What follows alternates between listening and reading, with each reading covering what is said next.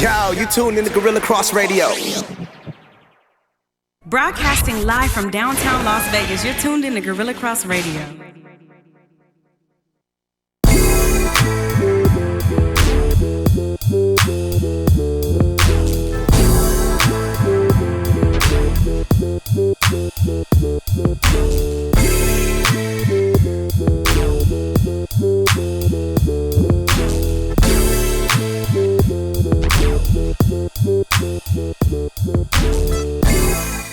Welcome to Let the Ball Bounce. This your host, Dre Bailey. And this your man, Goose Thomas. What it is, people? Yeah, man. Every Tuesday at 6 p.m., we give you guys the best of sports talk radio, man. We appreciate everybody chiming in with us today, man. We got a great show for you guys today, man. We want to let everybody know that we are the best sports talk radio show in the land. Let the Ball Bounce. Sports Talk Radio.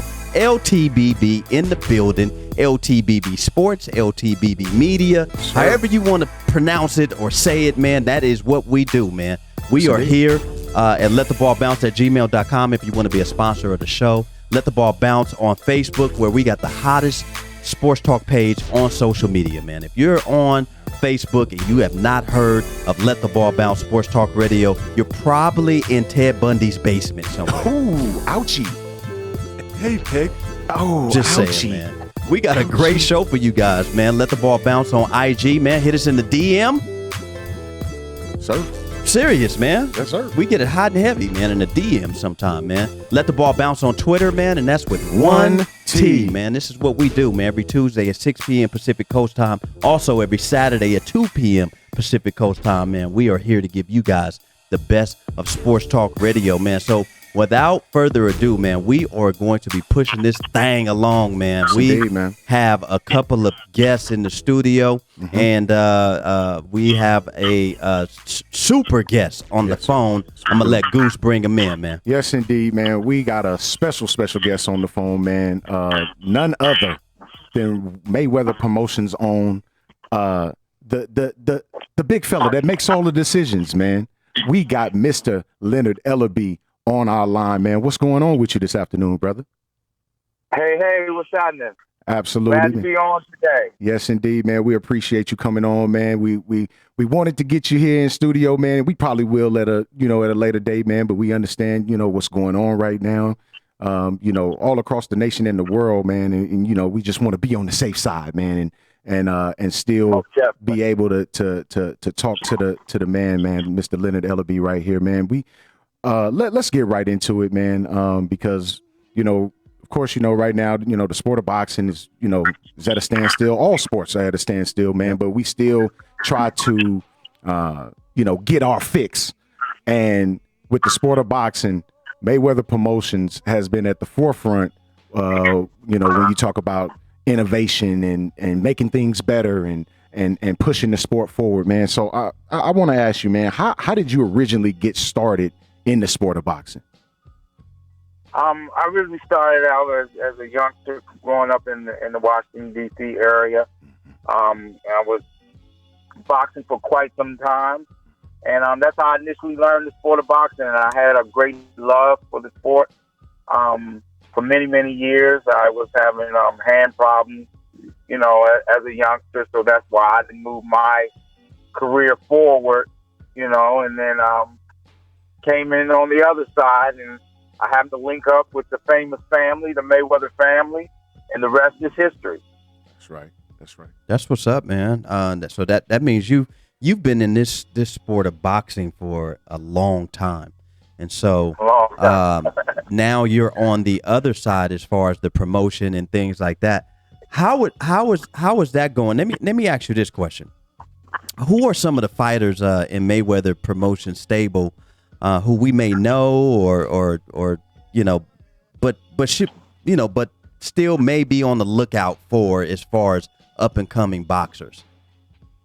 We talking about young prospects, or we talking about contenders, or we talking about both? All of them. Yeah. Anybody that we may or may not know that we just should be on the lookout for. That's going to be something that you believe is going to be something special going forward. I think Andrew Tabiti. He's a very, very exciting young fighter. He's a cruiserweight. He lost his bid last summer challenging for the world title at the cruiserweight division, but it was a learning lesson. And I think he'll bounce back and go on to have a fabulous career. Looking for big things from him. Got Angelo Leo.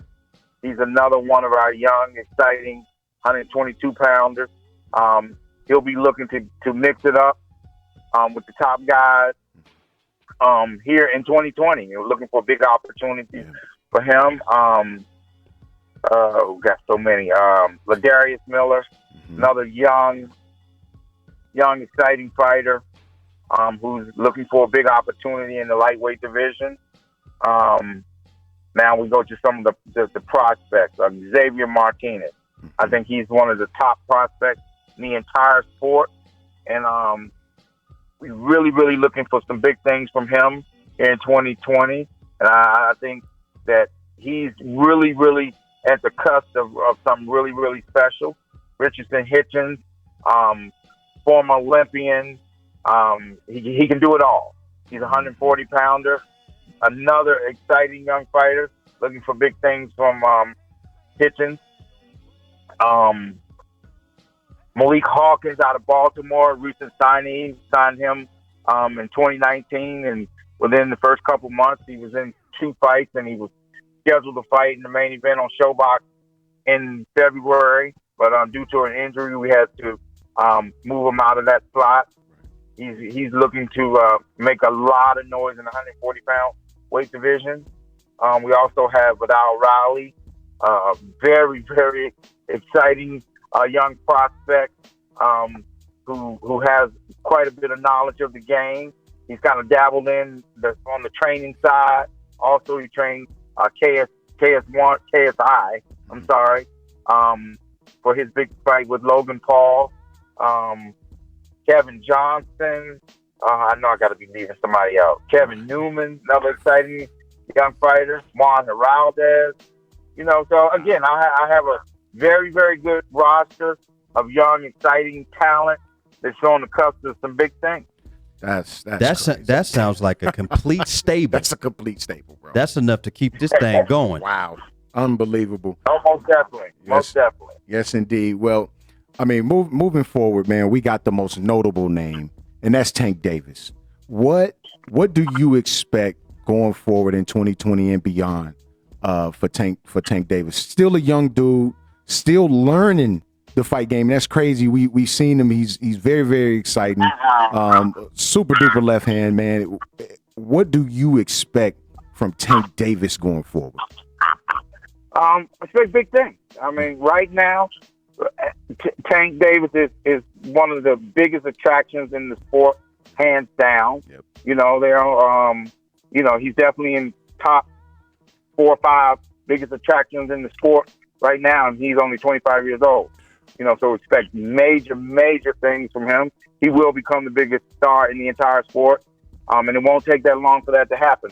He's in a great division now with a lot of other very good young fighters. There's a whole list of young fighters in that 135-pound lightweight division, and I think that the fans are in for some great fights in the future because all these guys are around the same age. Some are a little younger than Tank, so they're going to be there, and they're all good fighters. So we expect great fights. But right now, I feel as though Tank's one of the best fighters in the entire sport right now, and he's still getting better and better each fight. And we're just looking for great things from Tank. He's had some ups and downs. That has been how can I put it? That has come to the attention of a lot of fans out there. And it's just all part of the learning process when you're a young fighter. And we expect greatness from Tank. Absolutely. But as far as his immediate future, we're looking for the biggest fights out there possible for Tank. Every fight that Tank is going to be in is an event. I go back to him being one of the biggest attractions in the sport, and he's able to bring fans from all over to come see him because he brings nothing but excitement. But in his very next fight, we'll be looking to have a great fight with 4-time world champion Leo Santa Cruz. Mm-hmm. Gotta be Tank Davis' next fight. Nice. Man, that's dope right there. And I just want to add, man, it's all part of the learning curve. There's not a person out there that has had the spotlight on them in any sport, not just the sport of boxing, but in any sport, that can say, you know what, I didn't make any mistakes. Nobody can really say that they just didn't make any mistakes, that they went through scot-free. This is a learning experience for Tank Davis, and I'm pretty sure him being one of them tough be more boys, man, he'll be just fine, man. I really believe that. Almost definitely, no doubt. Again, it's all part of that maturation. The growth was just being a young fighter and being a young man. Coming from an environment that he's come from. I'm very proud of him at the progress that he's made. I mean, he's overcome some just ridiculous odds to even make it this far in life. And that's something, again, that he works at on a daily basis to become a better young man, to become a better father, and become a better fighter. Right. Absolutely. Well, I'm gonna tell you this, man. He's doing things that can be, attest to as far as great things. Because coming into the sport of boxing with the name Tank, you already winning, bro. No question. I mean, you come with a reputation, and they calling you Tank, man. Come on, man. Absolutely. So let me ask you this: what's been your most memorable moment in your time with Mayweather promotion? Probably just playing an integral role in Floyd's career. As we go through this pandemic and just having a chance to actually kind of just be still and reflect back. And I have, this is the first time in well over 20 years that I've had a chance to actually sit back and go and watch old footage. And, it was just, I just actually went and, it was a couple weeks ago, and I was looking at the Mayweather-Pacquiao fight, actually listening to the call. Wow. On, and it was just amazing. It was just amazing because, again, when you're in the thick of things and there's so much going on, you're the promoter of the event, and it's just, you don't never get a chance to actually reflect on just some of the great things that have happened in this illustrious career of Floyd. And I'm just very proud to, I played an integral role in his legendary career. So it's not one particular thing. I'm just thankful and blessed to have played a great role in his extremely successful career. Dope. That's dope stuff, man. So we gonna rewind it back a little bit to that Pacquiao fight. And I gotta ask you this, man, because it was controversy after the fight was complete. I thought it was some weirdo stuff that Manny pulled, but I really want to get your opinion on it. Do you believe that Manny Pacquiao's shoulder was really hurt? Hey, let me throw that question back at you. Do you think his shoulder was hurt? Did he fight like his shoulder was hurt? He did not fight like his shoulder was hurt. No. Okay. All righty then. Hey, I think man, you answered that question. Look, I really when he said it in the press conference, like I like turned my nose up. I was like, huh? Like I'm watching it live. I'm like, what is he really? No. Did he say that, or did his promoter say that? No, I think didn't he say? I believe he said it. I believe he said it. Who was the initial person who said it? Well, we know Bob Arum is always going to be involved. We know that. We already know he's going to have his 2 cents. And Freddie Roach is going to get up there and say his thing too. Did the fighter follow the promoter's lead? Ooh, interesting. Got him. I don't know. I'm just throwing that question back out to you. Interesting. And look, I have no comeback. I have no comeback to that. That's extremely interesting. Yeah, he's a great fighter. Absolutely. He's had a historical career. Legendary. Very, very proud of him. Yeah. Everything he's accomplished, and he's still out there challenging these youngsters and still doing his thing. So hats off to him. he's done tremendous things for his country, and he's a good, solid dude, nothing but respect. Absolutely.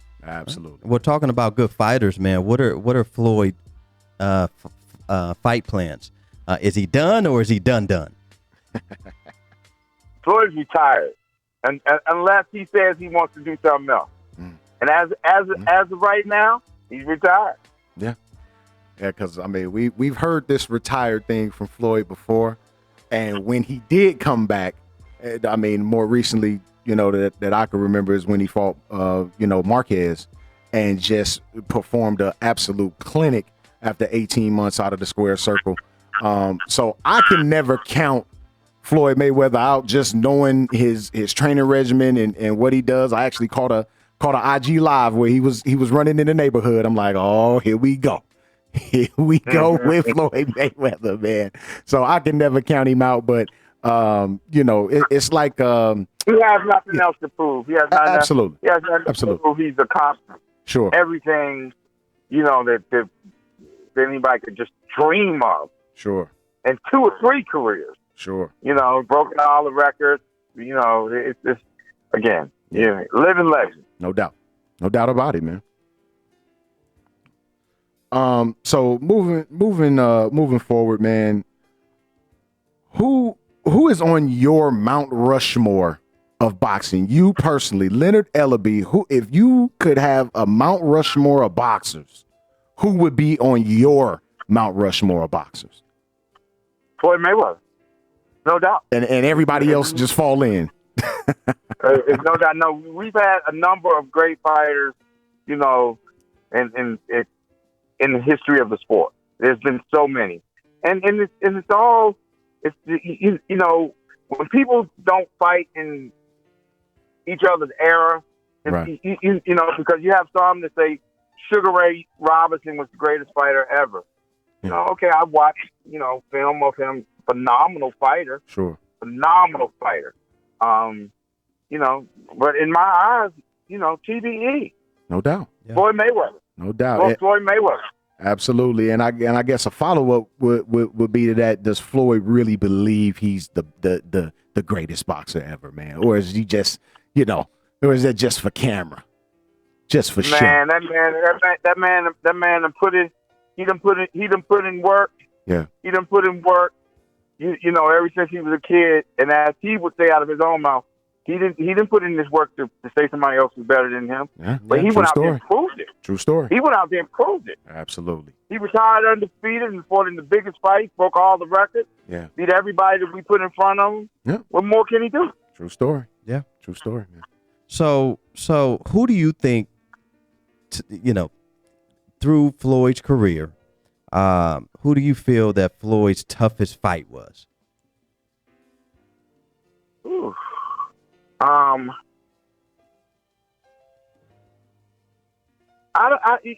That's a tough one. He's had some good fights, some good fights where people have challenged him.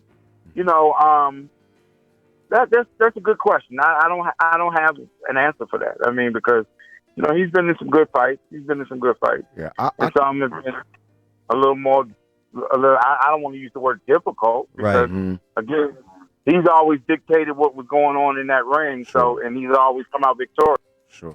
I guess for me, I would say from the outside, just watching the fight, I would actually say Miguel Cotto. I believe that night, because he basically stood in front of Miguel Cotto the entire night. Like there was no escape. He does that in a lot of fights. And listen, he could have sat on the outside and just pot shot it, made it easy. Easy. It was a big pay-per-view fight, and he chose to engage a little more than normal. Yeah. To create more excitement for the fans. Sure. And that's what it was. I mean, that's all it was. Miguel Cotto's a great fighter who's had a legendary career for everybody in this era. Hats off to him. Viva Puerto Rico. Yes, indeed. It was a very exciting fight, very entertaining fight. Yes, it was. By you getting to witness firsthand Tell us what made Roger Mayweather such a great trainer.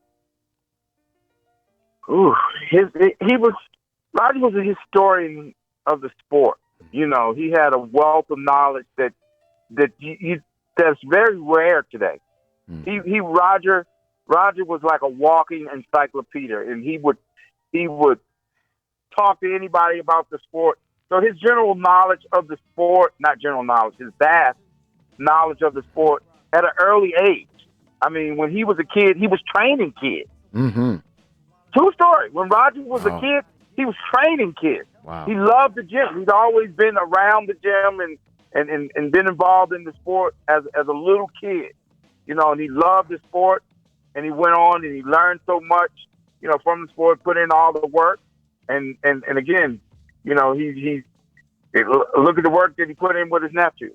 Right. I mean, Right. Absolutely. They were a great combination together. Boys had nothing but love for his uncle. You know, he learned a lot from his uncle. You know, and may he rest in peace. Yes, Right. indeed, man. Well, you know, I want to say this. I know I've definitely seen you around the city, and this is Dre, by the way, but Yes, indeed.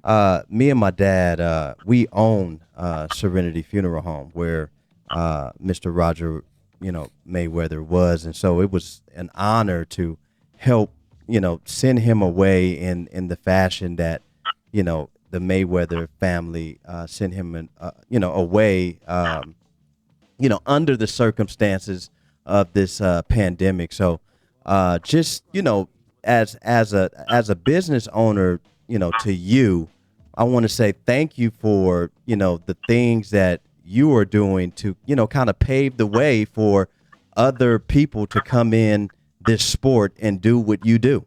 So I wanted to say thank you for that. Well, thank you. It's been a great journey thus far. Not done yet. Lots of work to do. You know, we're gonna get these young fighters many opportunities and continue to build our brand and continue to take our promotional company to greater heights. You know, and Mayweather Promotions is the past, the present, and the future of sports and entertainment. Yes, indeed, man. Yes, indeed. One last question before you go. This is Goose, by the way. It's funny. I met you some time ago at Crystal Palace Skating Ring. Not sure if you remember. I want to say it might have been your granddaughter's birthday or something like that, man. And I just want to, you know, let you know the memory that I have of you, man. Very, very nice, approachable. I don't have no grandkids yet. No grandkids yet. Give us somebody. No grandkids. Look, I put that on you. I put the granddaddy title on you. Yeah. But yeah, that memory, man. You were approachable, very, very pleasant, man. I just want to thank you for that, man. Big time. Yeah, no problem. You know, it's always about giving back and staying humble. You know, that's how I was raised, and Yes. you know, that's how I continue to live my life. Yes, indeed, man. But one last question before we let you go, man. Sticking with the theme of Roger Mayweather, the original Black Mamba. What is your greatest memory of Roger Mayweather? You don't know shit about boxing. Ah, Got yeah. That's it. Just like that. That's it. That's it. I love it. I absolutely love it. That's what's up, G. Man, look, Yeah. Mr. Leonard Ellerbe, CEO of Mayweather Promotions, when we greatly appreciate you taking your time out, you know, away from your family to let the ball bounce Sports Talk Radio just a little bit of your time today, man. We greatly appreciate you, man. Yeah, no problem. I want to tell you, brothers, good luck with everything. Y'all continue to push that great content that you're doing out there, and wish you nothing but the best. Absolutely. Shout out again. Shout out, want everybody to tune in. Let the ball bounce. Sports Talk Radio. Yes, indeed. Tune in. Yeah. Yes, indeed. We man. appreciate you, man. Man, Leonard Ellerbe, man, we appreciate him, man. Big time, That's man. what it Thank you is, so man. much, brother. No problem, brother. Yes, indeed. You Y'all know. have a great day. All right, you Already. too. That's what we do, man. We give look. you guys the best of sports talk radio here, man. Every Tuesday at 6 p.m., every Saturday at 2 p.m., man, with your guy, Drake Bailey. Man, Goose Thomas. Bill Blockham Logan went and got that young OT money get today, money. man. Get money, Billy. Yes. But we got somebody to actually come in the studio. Jose came in today. He got the Shout out Dodgers hat Jose, on. man. So he is representing Billy Logan Yes, he in is. spirit Yes, with he that is, young man. Dodgers hat on, No man. question. The substitute. Yeah, the substitute. So we appreciate Jose coming on the show with us today, man. We're going to be talking about a lot of sports today. But right now, man, and I guess I'll do this introduction, man. You did. This guy right here, man. Me and him go way back before I moved back to Vegas. I was in Long Beach, going to Long Beach State. LBC. And I met Mr. Same height, Mr. Adam Plant at the gym. Because your guy Dre Day was at the gym at the time, man. And Getting swole, bro. trying to. Getting swole. Trying to. And we was over in Lakewood, 24-hour fitness, man. And the moment that we had the first conversation, we instantly clicked. It was almost like, well, dang, man, this dude may be like your bigger brother. Like, this is like, that's how tight we are. Yes, sir. And we've been tight ever since, man. And I remember before you even moved to Vegas, you were calling me, letting me know that you were maybe thinking about moving out to Vegas and things like that. And super bodyguard extraordinaire. Nobody has done it. Man, tell them. Great Tell them. Nobody has done it and put in more work consistently and professionally for as long as he's done it. Now, we've seen bodyguards come and go. Oh, yeah. Okay. Constantly. We've seen bodyguards sometimes slip into the darkness. Right. And we've seen sometimes bodyguards just, put themselves in situations to not win. Right. But Adam Plant has put himself in situations to continue to win at life, continue to win at fatherhood, his profession, as a husband, and as just a man. And to look at somebody that you are really, really tight with and close with grow in that aspect, what makes you not want to be around that type of energy? Him and his wife have Tasty Teas cheesecakes, Man, the best look here. cheesecake that I've ever had Yes, in my life. Ooh. And he Getting hungry is, over there already, or what? Man, look here. he is now taking everything that he's learned in life, and he's shifting gears and putting all of his energy into working for himself. And the fact that he has been an entrepreneur from the get-go, because a lot of people don't believe that doing bodyguard work, that's entrepreneur work. Like, you actually have to get up every day and move your feet, because if you don't move your feet, Then we don't eat. You don't eat. You don't eat. Right? So we like And this- that tonight. And this man has a whole family. Yeah. Okay, he has two daughters. He has a son, Mr. Adam Plant Jr., who is now back at or starting UNLV this coming up. And, he just has really big things in line for his family and for himself moving forward, man. So without any further ado, man, Mr. Adam Plant is here in the building. Hey. Yes, indeed, man. Hey, man. No stranger to Let the Ball Down Sports Talk, No, by the man. way. No, this is No my stranger. second time No coming on the show, stranger. man. And I Yeah. appreciate Indeed, the man. whole panel, man. I thank y'all for having me here. This is once again a great pleasure to do this show, man. Yes, indeed, man. So let me ask you this. Just Fire off the questions. Just so people can kind of better understand who Adam Plant is. How did you even get involved in doing bodyguard work?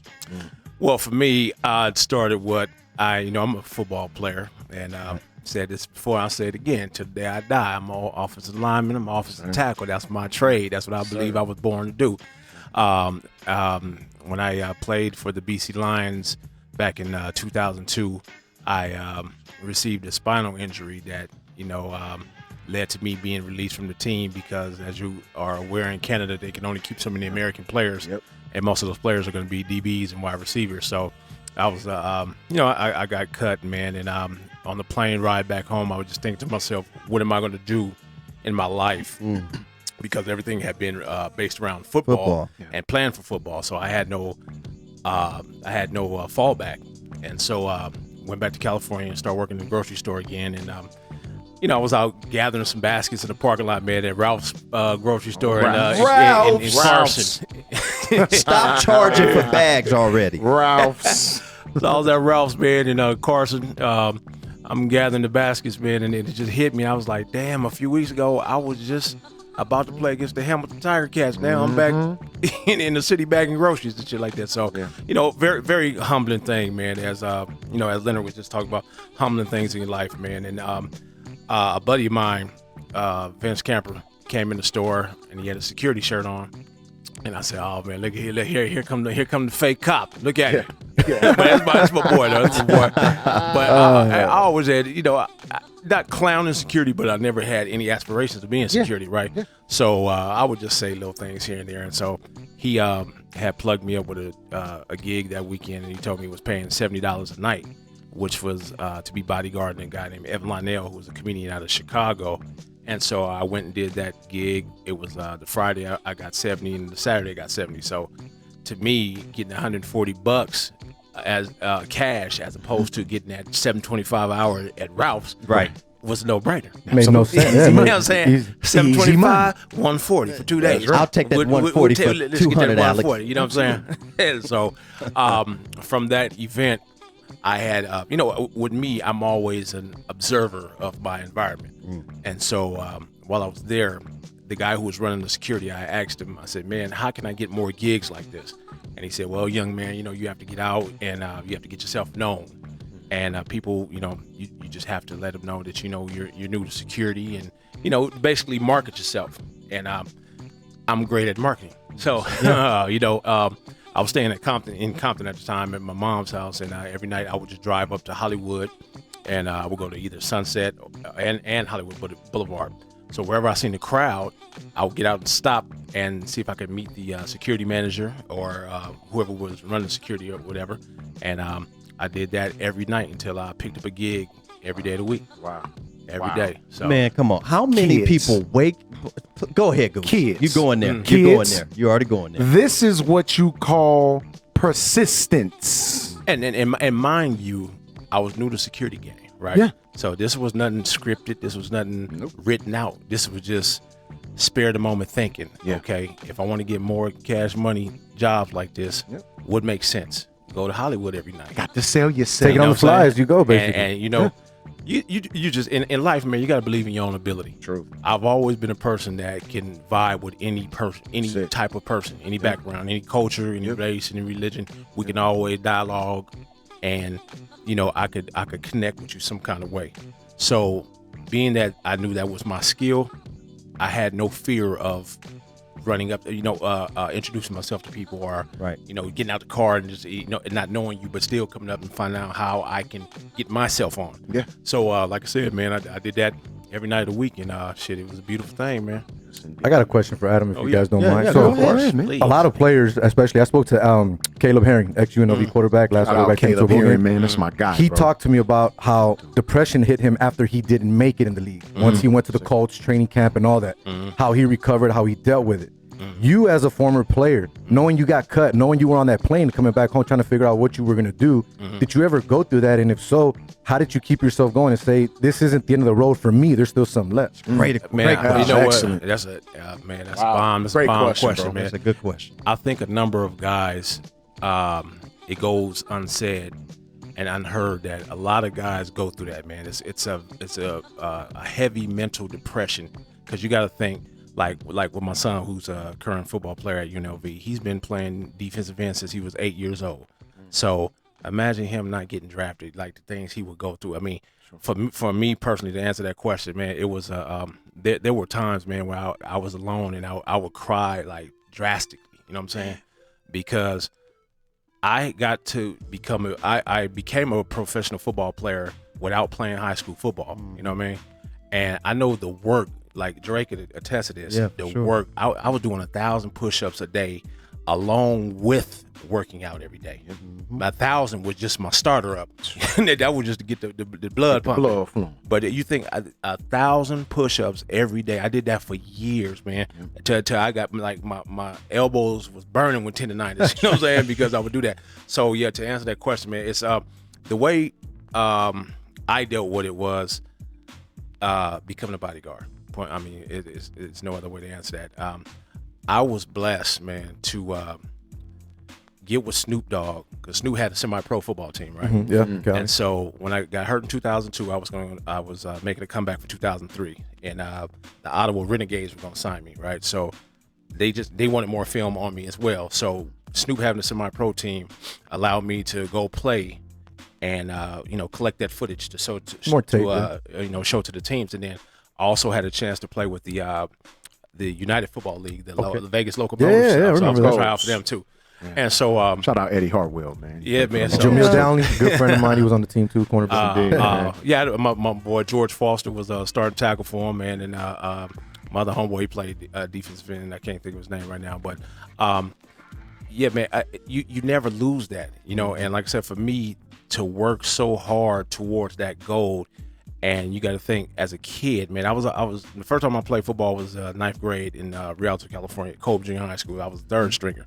So I was that guy that, I was in the band too. So I was halftime playing the drums with the marching band, but then going back to the game, I was third stringer. So when I did get in the game, I did whatever I could do, but I was just happy to be on the team. Sure. And so being a third stringer then, I always had to confront the naysayers with, man, you ain't gonna be shit, all that shit. Like this, that, and the third. So me being the only one who actually went to the pros, you know what I'm saying, being the third stringer, right. Mentally I overcame all of the doubt, all of the you're not gonna do this, you're not gonna do that, and I made it. So once I was starting at right tackle, and I got hit by the opposite DN who had beat the left tackle, came around and jumped on the pile, man, and crashed into my spine, man. So it was traumatic for me, but when you have mental toughness, you can get through anything. Yeah. And I know I'm a mental tough Nice. That's right. SOB. Right. That's right. Yeah, man. Landing the bodyguard career definitely took the place of what I missed not playing in the NFL. Right. You know what I mean? So yeah, that's Jose, that was a good question, man. And I think a lot of people don't talk about because that's a part, that depression is a part of that mental illness. And so I'm out of Las Vegas here. I went to Olympic trials in '96 and in 2000. And so after 2000, and me and Ricky Kerrigan trained for those Olympics, man. And I was going for the 400. And at that time, it was Michael Johnson. Right. And so it was that guy. Gotta remember him. A bit of a mountain to climb. Look him up if you don't know. Right. And so that's how me and Rick became super tight, because when I was up in Humboldt State, we were training together. Coach Williams was up there training both of us for those Olympic trials, man. And when the trials was over and you don't make the Olympic team, I was really depressed for a while, bros. For a while after that. I want to say a couple of years, bros. Where I just didn't want to have anything to do with track and field anymore. It was like, people were just like, why are you giving up? You still, you're still young. And just being able to get through what Adam said, that mental block. If you're able to get through that mental block and make it through that, there's nothing that is put in front of your way that you can't actually, tackle. Right. So how did Snoop end up seeing you and saying, you know what? I need you on my team. That big mouth on the team. So it's funny. The other day I had put up a post with my former college quarterback, Tyler, who's now a captain of the fire department. And Tyler knew Snoop's good friend, Jeremy Calhoun, who was at Long Beach City when I got there in '93. And so Jeremy had reached out to me and was like, hey, they call me Big Shaq. That was my nickname. Yeah. Like, Big Shaq, man. Hey, we need. I still call you that. Yes, sir. He was like, he's like, fam, we need some linemen out here, man. We got a good offense, man, but Snoop and everybody else gonna get killed if we don't get nobody who can really block. Yeah. And so I was reluctant, man, because I was like, dude, I play pros, man. You know what I'm saying? I ain't playing no semi-pro. But I was like, man, you know what? I'll just come out and check it out based on, because I know you two, and you guys asked me to come do a favor, so, and I need to film anyway, so I'll come check it out. So first practice was at Mount Sac, and I go out there and I see Mount San Antonio. I see 8 dudes who I knew that either played in the NFL or in the CFL, and they came back for whatever reasons, and so I was like, okay, and like my man Sir Parker was he had a movie, a documentary after him. He was a great running back that came out of Locke High School in LA. That's what I went to Locke High School. You went to Locke, so you know all about. Wow, Fremont and Locke. Yeah, That's what's up. Now it's a charter school or something. They changed it. It's not part of LAUSD anymore. So I graduated from Dorsey in '93. Okay. So Locke, Sir, man, you went to Texas A&M, then played for the Bengals for a minute. So when I seen him out there, I was like, okay, if he out here, then I see. Then it makes sense. Yeah. He might be cooking. We might have some here. So, it was funny when I was looking at the drills that the lineman was doing. It was basically like a bunch of swole up crib homies that were they were big up top, as they should. They was big up top, but they had no legs, no base, and it was like 30 dudes pushing a 2-man sled. Like, hey, cuz, I'm up next, cuz. Hey, watch out, homie. Pushing the sled, right? I'm like, what in the fuck is these dudes doing? I'm like, and so I went over to the drill. Of course, I did not get into that drill because I was like, of course, I can see this easily turn to a big ass fight match. And then, we just here to play football. So once I it's funny, man. Real quick, man. One thing with me, y'all. When people ask me questions, I love it because I have all real stories. Yeah, these are real stories. You will never get no fabrication, nothing Stuff fake. You cannot make up. Can't make up none of this. Can't make it up. And it's all in my mental Rolodex, so you're gonna get it just as it happens. Right. Yep. So after, like I say, after noticing this, the debauchery of a line drill, I stepped over there, man, and I had finally noticed Snoop. I was like, oh man, okay, Snoop out here too, okay. Yeah. So I got in his ear, man. We started talking, and he knew who I was before I even came up to him, and he was like, "Yeah, cuz the homie's been talking about you, cuz I need you out here, cuz come out. You gonna play? You gonna get down?" I said, "Man, I got you." And so our first organized practice, once we got in the uniform and stuff like that, we the hit and drill start cracking off, and then we started actually running some plays. Right. And he seen what I could do. Right. Then he was like, "Cuz it's hard. Oh, I'm gonna call you Pancake, huh?" Because I had depleted a couple of dudes on the D line and stuff, so which we call the pancake block. Right. So after the first game, we would always start the game off with a play called 34 stretch. Mm-hmm. Excuse me. And that was the play over the right tackle. So I would always take the end about 20 yards downfield. Yeah. After that, he was like, Pancake. That was my nickname. So we got real close based on the performance that he seen me do. Right. And so after that, man, we just developed that brotherly bond on the football field. And his security had asked me, he was like, "Hey, homie," shout out to Papa. Thank you, man. Papa was the head of security. Papa asked me, he was like, "Big Adam, hey man, this stuff you be doing on the field, can you do that in real life?" I saad, "Hell yeah, I work. I do security." You know what I mean? So he was like, "Okay, eventually, man, I'm gonna put you on." So about a year and a half later, he gave me that job. So it was. He actually was. He actually did what he said he was going to do. Mm-hmm. He ended up putting you on, and by that time you had already established a good relationship with Snoop. So it was just like a marriage made in heaven right there. Yeah, so it's like the great thing with football, man, especially that sport over any other sport, it's such a bonding of men. You know what I mean? And even though basketball is great, hockey great, baseball and all that. To me, it's just nothing like football because it really takes all 11 players on each side of the ball to come together for a common goal. It's the ultimate team sport. No one player can do that shit by itself. Nobody. You can't. Bo Jackson even had to have the line blocking for him. You know what I'm saying? Now, he was phenomenal, but he still had to have the blocking. Yeah. Emmitt Smith needed that line too. Exactly, man. So I just think that our bond on the football field, it just easily transferred to me being his bodyguard. and him eventually making me the head of security in 2007. That's dope. So great experiences with Snoop, man. Yeah. Great. Absolutely. And you've been with countless people.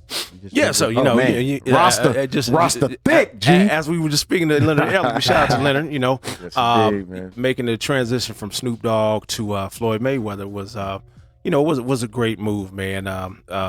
We talked about it before you made the move. Mm-hmm. Remember us talking on the phone about it. And it was a thing that at that particular time, man, I was just ready for just a change. And as you had alluded to earlier, I always wanted to move to Las Vegas. I always had an attraction for the city since I was a kid, and I just didn't know how I was going to end up here. So when the job offer came up through my homie Big Church, shout out to Big Church. The other half of the Great Wall, the Church got me on with Floyd, because I got him on with Snoop. And when the time presented itself, he had asked me if he told me Floyd was getting rid of one of his security guys at that time, and if I would be interested in coming over there, he could make it happen. And so that's how I got hooked up with Floyd, man. And like I said, I never had did anything in the boxing world. You know what I'm saying? So I went from football to the rap game with Snoop, and then coming over to Floyd, man. Well, that's a difference. Boxing world. It's different. Rap game? Yeah. Mm-hmm. Different. Boxing. Totally different. I mean, it's still entertainment. Yeah. But it's just two different genres. You know what I'm saying? So Which one was more that gave you the more threat assessment? the rap game. Oh, no doubt. No question about it. So where did you see some of the craziest stuff? The Floyd or the rap game? Rap game. I would tell the story, man, 'cause it's one of my favorite stories. Question about it. One of my favorite stories, man. We going to the 2007 Rose Bowl with Vince when Vince Young was playing for Texas, playing for USC. Yeah. And we just had left Ontario Mills, headed down to Pasadena. So instead of us going straight to the Rose Bowl, Snoop wanted to get some chicken. Right. And he was like, "Hey, I'm hungry. I need some chicken." So he liked Church's chicken. Yeah.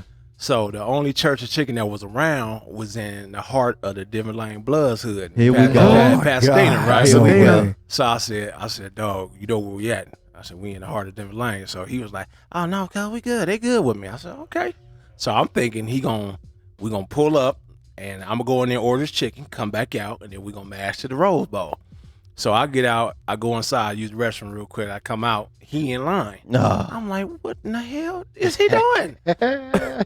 And so he orders chicken. So then I'm saying, okay, I know after he get his chicken, we are going back into the vehicle and we mashing out.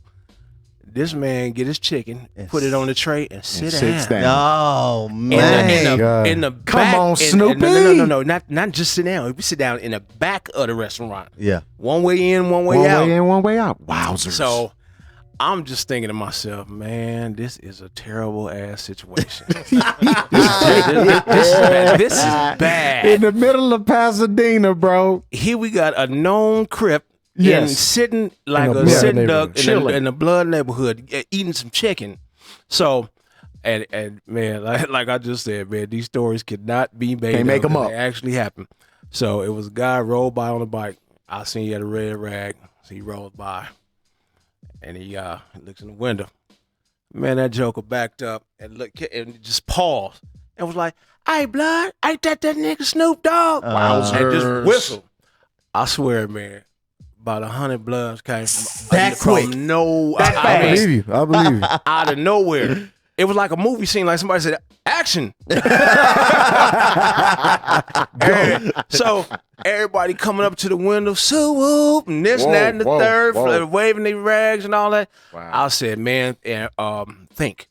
And that's where football came in, because as a lineman, you got to think quick. When you see that blitz, you see that defense change, you see the D lineman, all You things have moving. to do it. Quick thinking. Yes, so sir. I said, what's the best remedy right now in milliseconds? Think, Adam, think.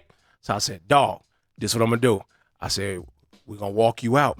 I said, just sign a couple of autographs. And as you're signing them, we're going to walk you. We're going to constantly, continuously keep walking. Pushing you forward. Pushing you forward as you sign them, but you're going to get in the car.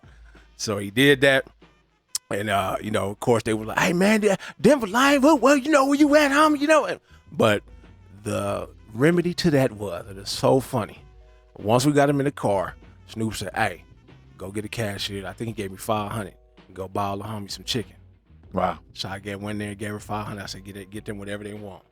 So, you know us. When we got some Church's chicken, 2 pieces and a biscuit, strawberry soda, and them Church's apple pies. That'll slow you down. Shit. That'll slow you down They a were little like, bit, all right, man. homie, good looking, homie, good looking. Hey, that's Snoop Dogg, homie, that's Snoop Dogg. So the bad turned to the good real quick, and we went on to enjoy the Rose Bowl. Yes, sir. But yeah, man. But to leave that, everything that I did with Snoop, man, you know, going around the world. I went around the world, literally. Yeah. The only place I didn't touch on this planet Earth was Antarctica. Antarctica. Yeah. Everywhere else I went. Yes, So sir. let me tell y'all this, man. You know, Even Iceland. I went to Iceland. You know what I mean? through all of that, and I'm glad you brought that. Through all of that, me and Big Shaq, well, you know, I'll call him Big Yeah. Shaq. Sir. We keep in contact all the time. Oh, love. He called me one time. He's like, Dre, man, you ever been to Iceland? I was like, Reykjavik. I said, nah. He said, look, man, let me tell you something. He said, I don't even know what type of language they speak, but they just do some type of noises. Yeah, man. It was like it's some. I'm like, what the hell is that? Look, he telling me over the phone, and I'm like, yikes. I don't even know if I want to go over there, man. I'm like, man, what the hell is y'all talking, man? That's crazy. But you know, man. the trip part was we was there in the summer. So, you know, in the summer, the sun never fully sets. Mm-hmm. So it was Kind of like Alaska. Yeah, so it was like dim, and that's it. like 2 in the morning, the sun was still up. I'm like, what the hell going on? Yeah. So about 3 or 4, it went down a little bit, but not fully, and then it came right back up. So I'm like, how do y'all sleep with this shit, man? Right.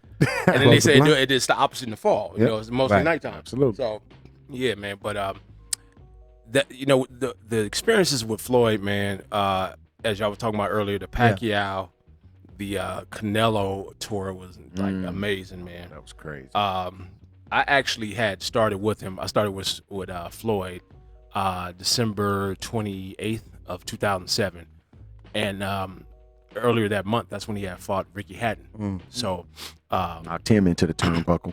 yeah, I had actually came up here with another client to watch the fight. Now, you know, we went back in the locker room and stuff with a big church that got us back here, and that was my first time actually seeing Floyd fight in real life. You know what I mean? So, I had got a great respect for him as a boxer, seeing that, and then when I ended up working for him, just to see how he would train and his preparation for his fights, unlike anything I ever seen athletically. You know what I mean?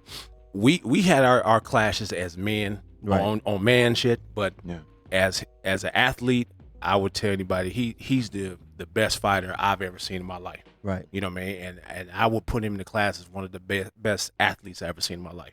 But do you No say doubt. that because of the behind the scenes stuff that you saw? Like you're saying the way he trained, the way he was as an athlete? Yeah, You're yeah, not just saying that yeah. from what you saw boxing wise, right? No, You're saying I'm overall. saying the training. See, you know, as a bodyguard, you know, you're there every day. Yeah. You know, I'm his shadow and shit. So, I mean, from his house to his training to his daily activities and everything, just how he prepared was just amazing, man. Yeah, I mean, for me to see somebody go from the floor to a standing position to do a sit up and do multiple reps of that, multiple sets of that, I was like, damn. Yeah. I struggled. This man getting off the floor with it. Like, how the hell? Yeah. You know what I mean? And different times when we would be at the club and, you know, he don't drink anything like that. Most Floyd and Snoop are similar. Like, they both candy eaters, you know what I mean? Twizzlers and shit like that, you know? Yeah. I think I know the story you're getting ready to tell. Yeah, but no, it's like just to see that he didn't drink, but after he would come from the club, he would leave and have us change the clothes in the car and go run 7 miles. Run home. Run home. Or wherever we was. And we'd be like, damn, how does this dude do that, man? That's crazy. That's doing something like that makes you at like, why? Why after a night of partying would you go run 7 you miles? finna run 7-8 miles back to the house? Because that's the process of being great. That's that's otherworldly thinking. That's otherworldly thinking. Yeah. But that's wanting to be great. Right. And that's knowing what you have to do and what has to be done to be great. Absolutely. You can't just go out, hang out, and go home. No. Nah. With him, man, there was no I just want to be mediocre. I just want to fit in. Floyd definitely it was his mindset to always be the greatest, man, and to put himself in a position where he was in his own lane and nobody was even close to him. That was really important to him. Absolutely. And I have the highest respect in that regards of who he is as a boxer. Right. You know what I mean? Yeah. So let me ask you this, man. Through all of the Snoop, the Floyd Mayweather, the fact that you still have a family and the rigorous hours that you have to actually work with these different celebrities and different clients and still be available for your family and for your kids and your son right now playing football. Tell us how hard it was, or if any, it was to juggle two different worlds. Well, you become a big ass pie and everybody get a slice. Getting back to what Trey just said, man, you have to want it, man. And that's what I wanted, man. It's like to get on my son real quick. The blessing of that whole situation, man, was that everything that I went through in football, I was able to pour into him. Good. Yeah. All of my love, all of my knowledge, all of my training, I was able to give to him. And So he was coachable. he best had been coachable. Right. But the thing was, we applied my knowledge of the game and his talent of the game, and we meshed it together. Yeah. And shout out to my wife, Mrs. Tamika Plant. She was the first one to actually put the football in my son's hand, because I never wanted to be a thing where he felt I was pressuring him. Right. I did want him to play when he was 7. He had came out for the Snoop League when we were still living in California, but he just, he would cry when he got home to his mama, and Mama, it's hard and this and that. And I didn't pressure him. After a certain while, I was like, man, he not ready for it. And Snoop would be like, "Cuz, let him play, man. Little Plant need to play, man. Let him play." I was like, man, he don't want it right now. Right. So it wasn't until we moved here to Vegas in 08 when I brought the whole family out. And by August of that year, I said, "Son, you ready to play football?" He said, "Dad, I'm ready to play football." And, looking at what we're going through right now with this pandemic and everything, they pushed the NFL draft back to 2022. The 2022 NFL draft will be here in Vegas. Yep. So they pushed the Vegas date back to 2022. So I said, wouldn't it be just a magnificent ending for Adam Plant Jr., who played all of his football in Las Vegas, Nevada, and ended up coming back playing at UNLV, to end up being what I've always wished to be, the number 1 pick in the draft. I've never told him anything else. I said, "Son, you're gonna be the number 1 pick in the draft when you do get drafted." So whether it's number 1, whether it's round 1, whether it's round 7, Right. just to have that scenario play out where my son Adam Plant Jr. gets drafted in 2022 in Las Vegas, and being that he played all the football here, Bananas. That would be just like icing on the cake. Icing on the cake. You know what I'm saying? And then later that night, we would all have some tasty tea. Oh, for sure. You dig? On you, though. On me. I got it. Look, yeah, man. My wife, man. Shout out to my wife. Today is our 2nd year anniversary. Happy anniversary. It's No doubt. your anniversary. No doubt. No Looking doubt. boy. Look, she tried to get me to eat some cheesecake before I left the house. I said, "Babe, for real, you really gonna try to give me the itis prior? I'm getting ready to leave." She trying to sabotage you, man. No, wifey, you got your best interest at heart, man. She Yes, just wants it you to did, have man. that. She wants you to have that goodness on your mental Yes, plate. it did. You know what I mean? Man. Already, So man. she know you're gonna do a good show. I think I got half of my Snickers cheesecake left, and I have 2. One of the Oreos and one of the strawberry minis left, man. Yes, sir. Yeah, them things go fast in the they Thomas go fast. household. And I'm glad of that, man. Yes, sir. So what made you say, you know what, enough's enough? I'm not done with the bodyguarding unless you're paying handsomely, You're right. Right. but I want to focus all my energy on getting this cheesecake epidemic started, because it is a great one, bros. Sir. Well, okay. So let's just rewind a little bit. Got So you. on the bodyguard thing, I always got to mention my man Shaquille O'Neal. Yeah, for sure. That's the trifecta. Big shot. Yeah. 20 and 10. 20 and 10. Big shot. 20 and 10. Always got to get 20 and 10. I'm outstanding. that right there, man, that was like to go from Snoop to Floyd, then to Shaquille O'Neal, man. It was like when you gave me my intro, Yeah. and I appreciate that was that Steve Harvey intro. He hails. When I look at my bodyguard resume, man, and it's not a bragging thing. It's just a thing that it really actually happened. I tell people that my resume is so outstanding that it's just hard to compare anybody to me in this game. But shout out to every man that I know that has been a great bodyguard. You all know who you are. You know I got love for all of y'all. But what I've done to become the head of security for 2 megastars and then security for another megastar, you got to think Snoop, Floyd, and Shaq. Those are 3 iconic dudes. Guys Right. that everybody in the world knows. Yep. To be able to even have them put you in a mindset where they trust you enough to run their security. So, you know, when you run security, you are, like I said, you this person's shadow. Yeah. You're with them. You know what I'm saying? You know everything about their family, their kids, their activities, what they do. You know the stuff that the public don't know. Absolutely. Right. And to this day, all 3 of them dudes can tell you that they've never heard any of their personal stuff that I know Right. ever from anybody else that Absolutely. saying, "Oh, Adam told me this." Adam told me, hell no. No. And I'm so glad I could stand as a man knowing that. You know what I'm saying? And to add to that, you know, The fact that you were so good with those 3 iconic people yeah.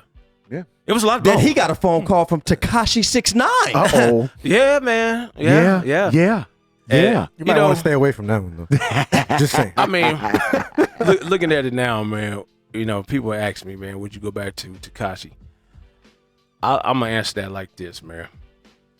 No, I wouldn't. Right now, I wouldn't do it. I probably wouldn't do it at all. But the kid was a good dude, man. He himself was a good kid. The Daniel, the kid that I pulled to the side and got to talk to, and you know, I would tell him, you know, dude, you've been blessed with a career. You got a little girl. Focus on that, man. Yeah. Leave the gang stuff alone. Right. You know, I'm from South Central Los Angeles, where gang banging Where started, it where really it was went born. down. Right, cuz? Where it was Right where it really went down. I grew up on 65th and Menlo, so trust me. Come on, bro. Where it originated, man, the heart of the city. Yeah. And, you know, to see that it migrated all over the world and influenced the world. Yeah. I mean, it's understandable, but it's like, It's a great word you use. Influence the world. yeah, I'm because telling it you. really did. Real quick to put a story inside of a story. When I was in New Zealand with Snoop back in 2005 or 6, he had a concert on a Friday. Everybody had red rags in the crowd, right? I'm like, damn, look at all this shit. This shit crazy. Right. Throwing up blood signs and all Wow. that. In New New Zealand. Zealand. Shout out to all my Maoris down there. You know who always look out Not for me. Australia, but the little New country Zealand. off the coast. So if y'all don't know, New if y'all not Zealand. geographically inclined, New Zealand is the last piece of land, Yep. and then you got Tasmania under that, and then you Yep. got Antarctica. Yeah. I love geography, so I know. Yes, sir. Yes, sir. But that Saturday, man, yeah, it was like a Crip convention. What? We seen Probably the same people. again in New Zealand. we seen two of the natives. They had like a Crip comforter that probably was like 20 feet long, and everybody had blue rags. I mean, saying cuz it was like, Wow. damn. Wow. But I say all that Wow. to say this, to see that, you know, as negative and bad as gangbanging was, it still reached to the bottom of the earth. Yes. Literally the bottom of the earth. Right. Wow. You know what I'm saying? So it was the gang culture was a worldwide influence and phenomenon. Right. You know what I'm saying? Be it good or bad. Sure. So when I would talk to 6ix9ine, man, I would just let him know, dude, you what you playing with is fire. Big time. You got to think the blue flame. Yeah, in the fire. yeah. You got to think the 2 greatest rappers ever are gone because of Beef. because of like, gang violence. Essentially. You know what I'm saying? Yeah. I mean, both of their murders is you can put Thai gang violence to it. Sure. So Sure can. I'm like, Daniel, you're not either one of them, and you never will be. There ain't no this. That's just real shit. It's real. Honestly. If they gone because of this shit, where you think you gonna end up if you keep going with this shit, man? Right. And then, you know, unfortunately, man, while we was doing a video shoot, you know, he had to face reality, man, when them bullets start flying in Beverly Hills.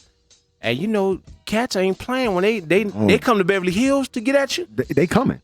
It's with And intent. they came. It's with intent. You know what I'm It's saying? with intent. We was on the porch, but I was on the porch talking to one of my homies, man, and as we talking, yeah.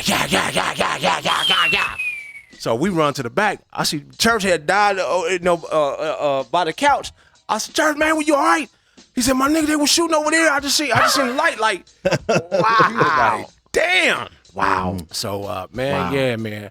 Nah, I wouldn't go work with dude no more because, you know, being that I'll be 45 this year, I'm too old to be getting into bullshit. Man. Yes, you are. And although he was the best paying rapper that I ever worked for, I'll get it. Dude was paying me $700 a day, so I won't front. Yeah. But $700 a day ain't worth your life. No, at all. No amount of money could bring your life Where back. you knowing going into a situation, Yeah, dog, this might get bad. today. The outcome is like bad. Right. The odds real bad. So, Well, since Shaq won't do it at $700 a day, Tekashi, I'll do it at $701. and again, speaking of Shaq, shout out to Shaquille O'Neal. Yes, sir. Dirty You know, Diesel. that was another great episode, man, in my life, man. Yeah. Just me and Shaq, man, were so much alike and so brotherly. Yeah. You know, wrestling each other, bagging on Yeah. each other all the Yeah. time, and That's how we man, do, bro. That's it. I say, like, physically, one of the most challenging moments in my life was wrestling that dude, man. Because I know I'm a strong dude. That's a strong cat. Strong dude. Yeah, he's strong. dude. It was like two bulls, like locking up. Yeah. And I just thought while we was tussling, like, damn, I see how he was able to just manhandle dudes in the NBA. Yeah, Because easy. to be 7'1" and that strong and that fluid. Yeah. He can move. Like Shaq's Yeah. agile. You know, it's just crazy, man. So Unbelievable. yeah, man. But just a really great dude, man. You know what I'm saying? Really great indeed. dude, man. And as we spoke on earlier, man, to go through everything in the rap game with Snoop, the boxing game with Floyd, and then the NBA and all that came with it with Shaq. In one person's lifetime, that just don't happen. It's great. Man. It You know doesn't. what I'm saying? It doesn't. And when I think about the youngster who was bagging groceries at Ralph's, you could have never told me that in years to come that I'd have been the security or the bodyguard for those three mega giants. Iconic. You know what I'm saying? Superstars. You can't even if you dream and fathom something, you still wouldn't necessarily put those three No. in your life roadmap. Right.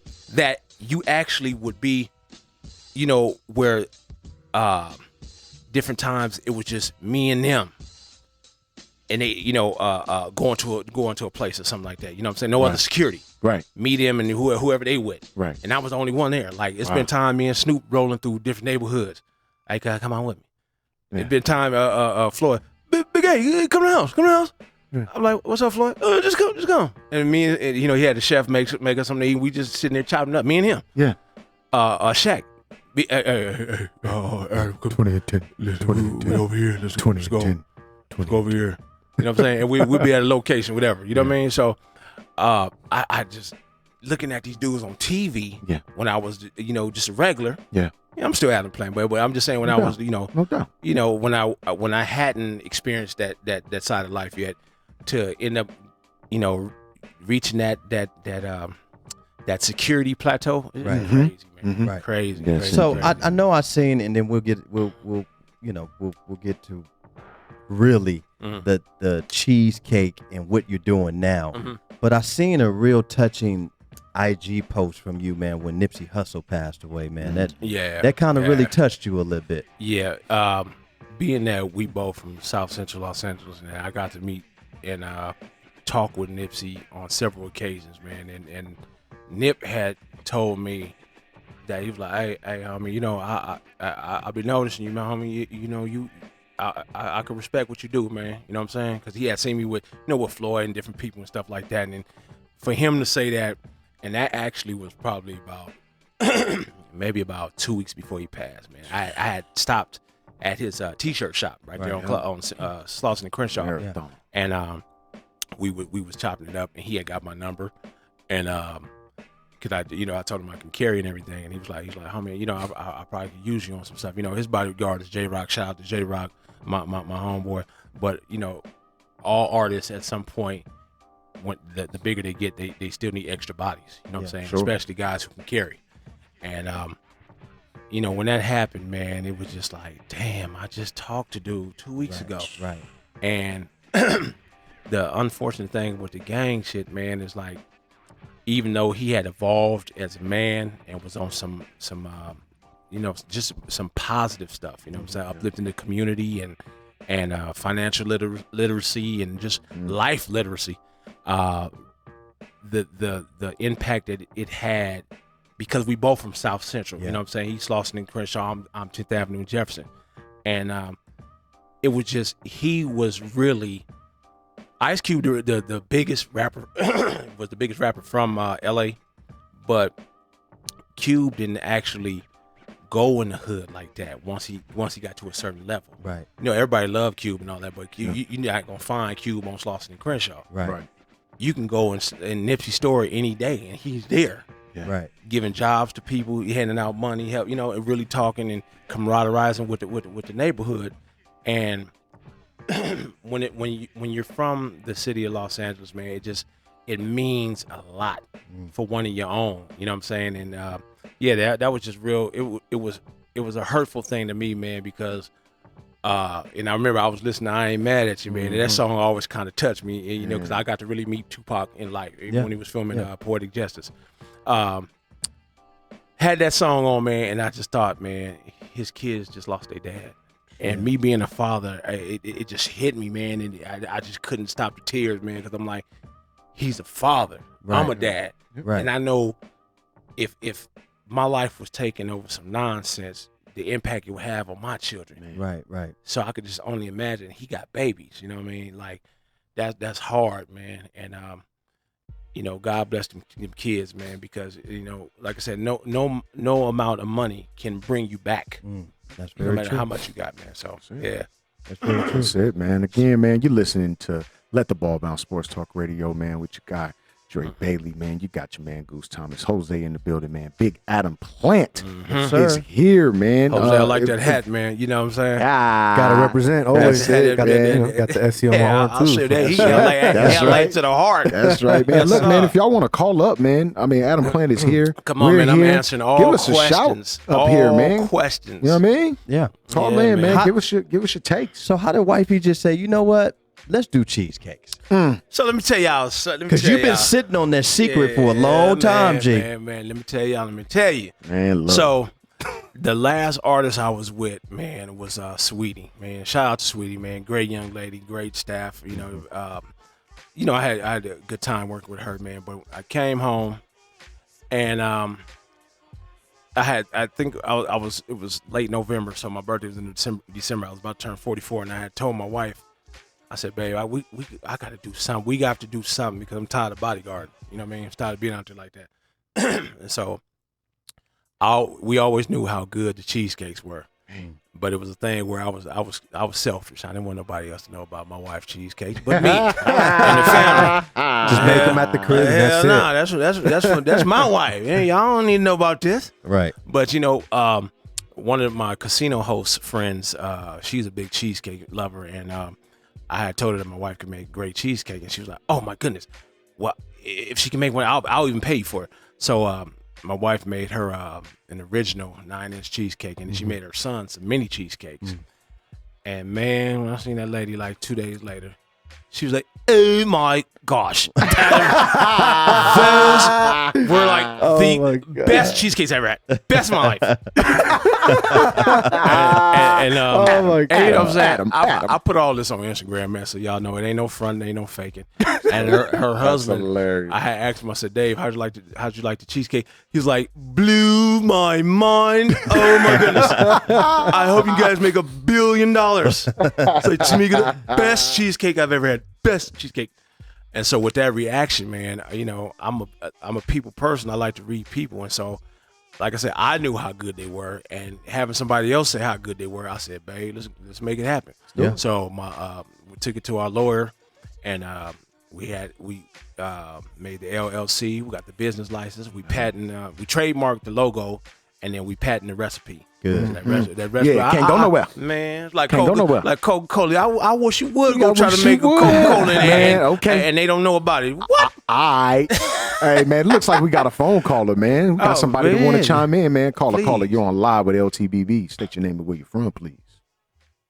What up, y'all? This is Big Ty. What up, though? What up with it? What it do? Nothing much, man. Just chilling. You know, I had to call in. My Yes, sir. boys on there. I haven't talked to my boy right there, Big Shaq, in a minute. Man, what it What's do, up, man? man? When they call me What Big up? Shaq, I know they got the history on me. Yeah, I know, they know me. We go back, That's it. Yeah. we go back in the Long Beach days, you know. Come on, you man. Be up there, stay kicking with it. So, you know, that's my boy right there. Yes, Yeah, sir. What's good, man? Oh, man, just, you know, trying to maintain. Right. This whole quarantine thing is just, you know, it's for the birds, but we got to do what we got to do. That's it. Hey, man, you know what? I'm going to say this about the quarantine. The quarantine actually spiked themselves up like a mofo. Yes, it did. Because people at home and they like, man, we need something. So I'm like, man, order you some tasty teas. Already. You know, I'm coming down to all of Southern California as well as, you know, we pushing them still in Vegas, no doubt, because this is the origination of it. But, you know, we had to open up to Southern Cal, man. And I once again realized how big Southern California is. That's a big piece of land. Yes, it is, bro. Yeah. Gosh, Yes, it is. damn. Yes, it is. So, yeah, man, you got to hit me so I can get you some, bro. Oh, well, most definitely. You know I'm a fat kid. So, you know, Yeah, but, man. Hey, but I gotta say this about you, Big Shaq. Mm. I'm so proud of you, boy.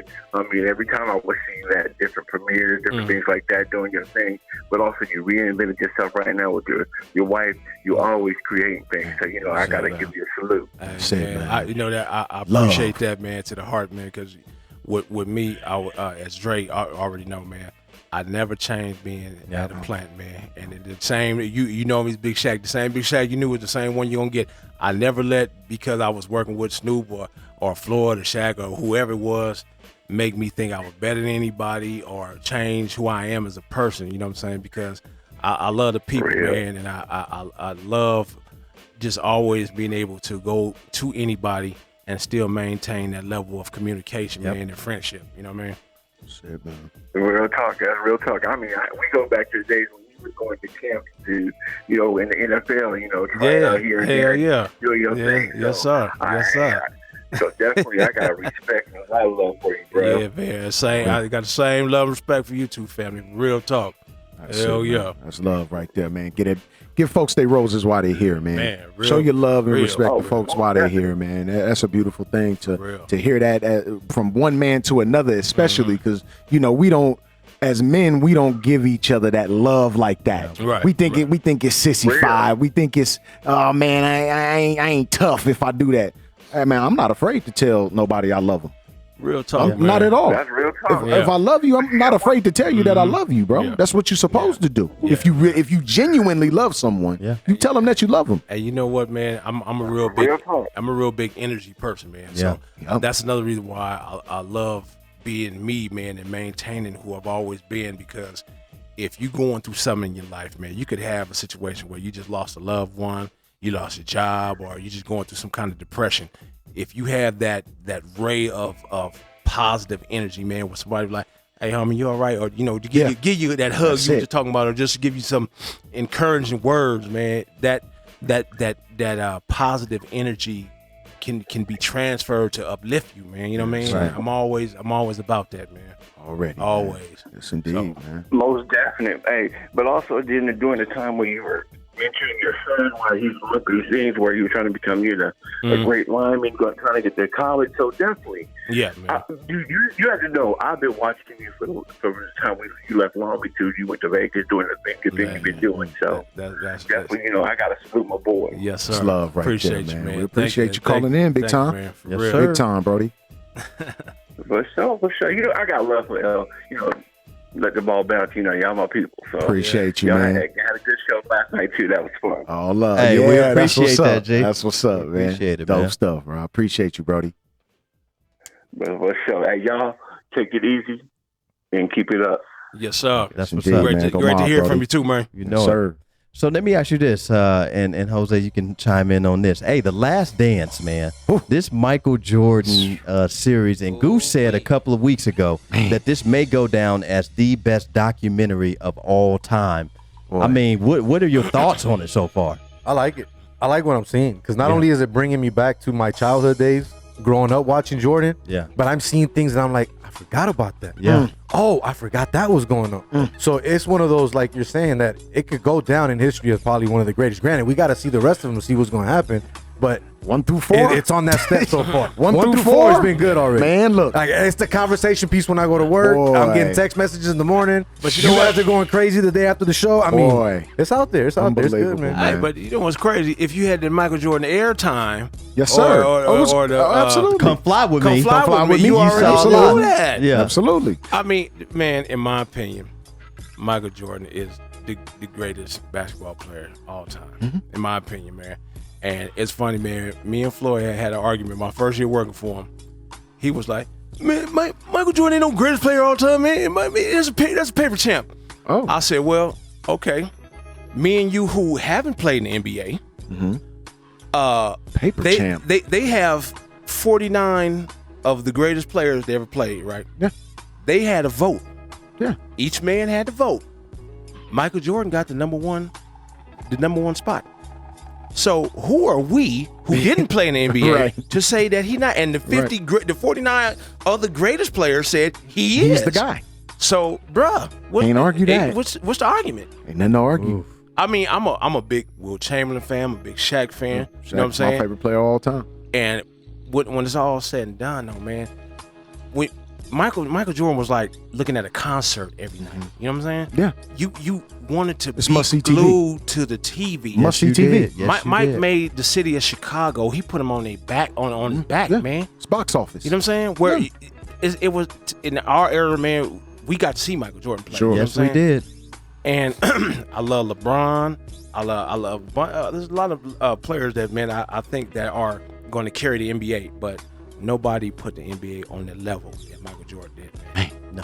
Not only that, if you think about it, Jordan took out the bad boys, took out the Celtics, took out the Lakers. Yes, sir. I mean, he had competition. Not saying, I mean, I'm a Kobe fan. I'm a Lakers fan. Famers. Not saying Famers, that they bro. didn't, but Right. I mean, He took man, out Utah, and if he didn't retire, he would have took out Houston. Two famers on that team. If you don't retire, I think they get 8. That's my honest opinion. Sure. They get 80s. It's hard to argue it. Yeah. Hey, would y'all agree with this? When you look at Kobe Bryant, is Kobe not like almost the identical Yes. Michael Yeah, Jordan? no doubt. The way he talked, the way he Everything. carried himself. Everything. It's like Kobe studied Michael, Sure.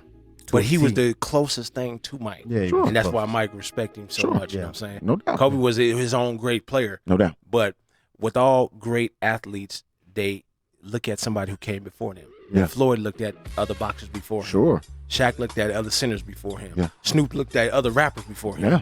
To know what greatness, what it takes to be great. be great. You know, I see this mogul in front of me.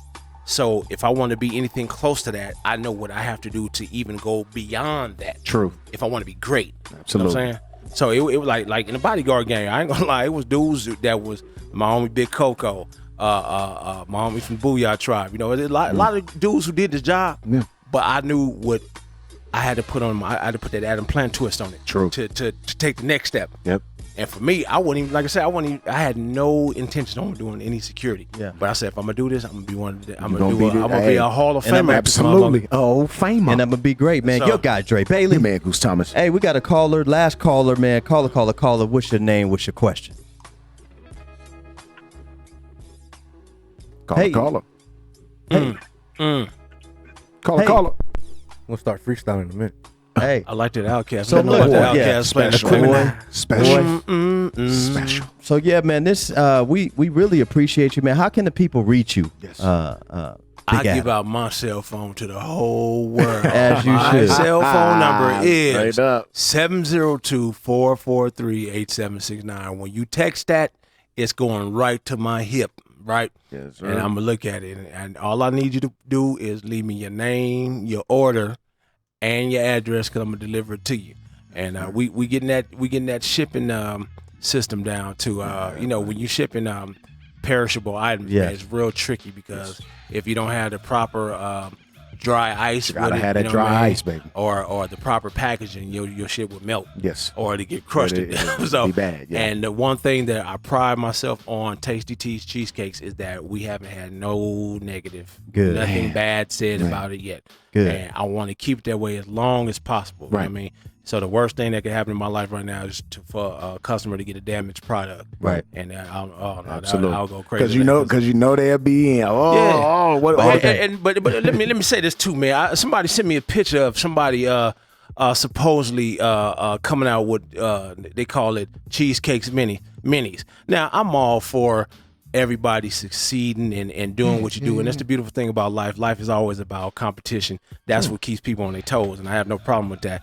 But please don't ever try to call your shit Tasty Teas, because you can have your shit looking like the Queen of Sheba. It will not taste like Tasty Teas. That's the thing you got to remember. Yeah, it is. No matter how it look, how does it taste? Yes, sir. You know what I mean? And I can attest, and I know Drake can as well. And my man over there, hello. You had Yes, something, sir. right, Quan? Yeah, Yes, yeah. sir. I need mine now. I need mine. You got to get yours, Jose. You got to get Yeah. yours. But the thing that stood out to me, and I told you this right to your face, it's not overbearing. And what I mean, you can't really tell that sugar is there. And that's what I'm trying to tell the folks, man. You can't even tell that it's there. But you know it has a sweet kick to it. Yeah. But you can't. It's not overbearing with sugar. Right. It doesn't give you a sugar rush. You know what, man? My man Kareem Kelly, who played in the NFL for like 3 years, man, came out of SC, was wide receiver, great player, good player. You know, really good player. My wife made for him a whole peach cobbler cheesecake. Right. I've seen that. And he, as I was driving back from Lancaster Day, driving through the desert, we was talking. He was like, "Bro, I just, man," he said, "Y'all stuff is next level, man." And he said the same thing you said. He's like, "Dude, it's not a whole lot of sugar in it, man. No. It's like just enough." Nope, just enough. And I'm like, that's the thing I want people to understand. See, a lot of folks, when you say cheesecake, they just think of the typical Marie Callender's, Sara Lee, Cheesecake Factory, and where it's thick, it's sugared up and shit. If you're diabetic, you're gonna be chicken like Turbo when you're walking out of there. It ain't that, man. This thing is gonna please your palate. Yes, but sir. it ain't gonna endanger you. Right. You ain't got to There go it get is. your insulin when you eat the cheesecake. That's you know right. what I'm saying? That's right. That's how it's supposed to be. So, man. know what I'm saying? so you can find Adam Plant on IG Yes, sir. At Mr. Adam Plant. at Mr. Adam Plant, man. Go Yep. find this man And get you some cheesecake. If I don't say this, I'll get my ass whooped. Shout out to my lovely wife, Mr. the Yes, maker of Tasty Teas Yes, cheesecake, sir. Mrs. Tamika Plant. That is my wife. She is the creator and the maker. And it's funny, like we were talking to Leonard earlier. My wife is the boxer. I'm the promoter. Right, You right. know what I Yeah, mean? yeah. I got it. Her lane is in the kitchen creating. My lane is out there getting it to the people, man. That's And right. that's why I drive all over the earth to deliver these things, man. Because I got to get it to as many people as possible. Because once everybody got Tasty Teas cheesecake, it's gonna be a world-renowned, sir. recognized logo. And we will be there for the opening of the very first store. Which will yeah, be- we'll be which will be here in Las existence right Vegas. now. It's gonna be in Las speaking that Vegas. into existence right now. Yeah, that's It'll coming. happen. That's coming soon. That's y'all. happening. It'll happen. That's gonna be a Las Vegas original. Real live storefront. And let me go ahead and say this because he didn't say it.